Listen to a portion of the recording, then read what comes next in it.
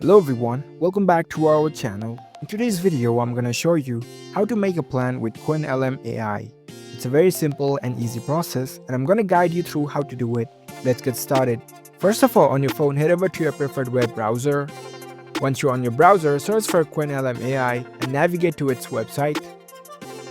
After you are in the website, make sure that you are logged in with your account. Once you are logged in, you will see this kind of interface. Now, in order to create a plan using QwenLM, you can interact with your models through the QwenChat interface. There at the top, you can see the QwenLM model. If you tap on it, it will give you the list of models that you can select from. Different models have their different specialties, and you can select the models according to your nature of tasks. So in this web interface of QwenChat, in order to create a proper plan, you can clearly describe the plan you wish to develop. For example, if you want to get help to plan for developing a mobile application, you can explain and give a prompt accordingly. Once you write the prompt, send this message. This model will generate suggestions and structure your plan accordingly. You can provide the prompts as per your requirements, and it will respond to you with the structured plans.